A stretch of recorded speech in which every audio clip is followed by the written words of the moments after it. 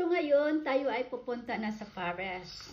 At para safe yung cellphone natin, at may water na din ako, kaya ito na. Gagamitin na natin yung pang-jogging natin. Ayan. Ayan. Tapos lagay lang natin dito sa ilalim. Of course, dito yung cellphone natin ilalagay.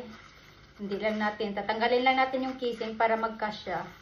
Tapos may water na tayo. Ito po yung ginagamit ko sa training ko.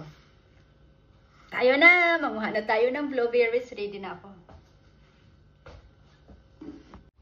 At since nasa bahay lang yung bike ng anak ko, ito yung dadalhin natin ngayon.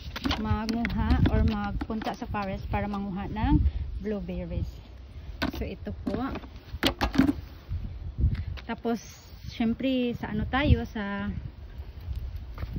bundok tayo. So, i-park lang natin ito sa baba ng bundok para at least mabilis tayong makauwi mamaya. May lock naman ito, pwede nating i-lock doon. So, tayo na. Alis na tayo. Dito na po yung balde natin lagi. Hindi tayo mungha ng blueberries kung hindi crunch berry lang. Crunch berries. So, ito po yung attire natin. Oh my God, may hiko. Para kalimutan ko palang tanggalin. So, hayaan mo na yan.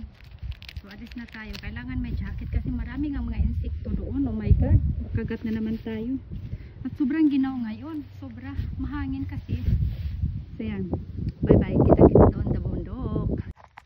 Alam nyo ba, sobra. Ako yung naaawa sa berries. Tingnan nyo. Wala ng mga dahon. Papunta na tumamatay. Yan. Tingnan nyo. Kawawa talaga. Hindi sila makuha. Yan. Mahuhulog na lang yan. Naawa talaga ako. Sobrang dami pa talaga. Sobra.